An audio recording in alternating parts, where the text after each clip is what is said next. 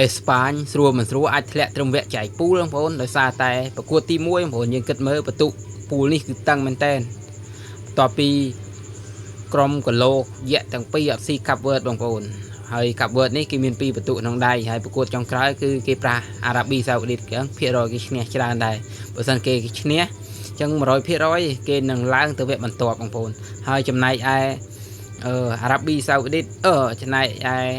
អេស្ប៉ាញនិងអ៊ុយរ៉ូហ្គាយគឺពីរនេះបើសិនជាមានមួយឈ្នះមួយចាញ់ច្បាស់ណាស់មានមួយអាចនឹងភាគរយត្រឡប់ទៅផ្ទះវិញមិនប្រកាសថាបានលេខ3ល្អទេបងប្អូនខណៈដែលបន្ទុកឥឡូវនេះអេស្ប៉ាញមាន4បន្ទុកអ៊ុយរ៉ូហ្គាយមាន4បន្ទុកកាប់វើតគេមាន2បន្ទុកប៉ុន្តែកាប់វើតប្រកួតក្រោយគេប៉ះអារ៉ាប៊ីសាអូឌីតចឹងគេអាចមានភាគរយស៊ីបានហើយចំណែកអ៊ុយរ៉ូហ្គាយនិងអេស្ប៉ាញប៉ះគ្នាជុំចុងក្រោយបងប្អូនឧទាហរណ៍ថាអេស្ប៉ាញចាញ់អ៊ុយរ៉ូហ្គាយនោះគេមាន4បន្ទុកដែរហើយកាប់វើតគេឈ្នះអារ៉ាប៊ីសាអូឌីតកាប់វើតគេមាន5បន្ទុកអ៊ុយរ៉ូហ្គាយគេមាន7បន្ទុកតែបើសិនជាអ៊ុយរ៉ូហ្គាយចាញ់អេស្ប៉ាញគេមាន7បន្ទុកអ៊ុយរ៉ូហ្គាយមាន4បន្ទុកដែរបើសិនជាកាប់វើតគេឈ្នះអារ៉ាប៊ីសាអូឌីតនោះកាប់វើតគេមាន5បន្ទុកអញ្ចឹងគីឡូធ្ងន់ទាំងពីរនេះមិនប្រកាសថាបានលេខ3ល្អទេដល់អញ្ចឹងវាហានិភ័យនឹងការធ្លាក់នៅវគ្គសន្សំបន្ទុកនេះមែនតើបងប្អូនប្រយ័ត្នទីល្អចុះល្អឡើងឧទាហរណ៍អេស្ប៉ាញផ្លាត់ចាញ់អ៊ុយរ៉ូហ្គាយនោះ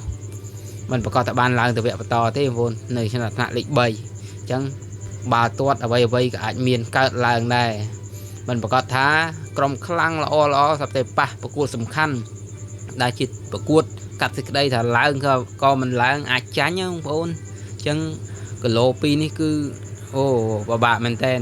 ដោយសារប្រឹងលេងដូចគ្នាត្រូវការបន្ទុកដូចគ្នាកាប់វើតគេប៉ះអារ៉ាប៊ីសាអូឌីតអាចនឹងធូរដោយសារគេមានលទ្ធភាព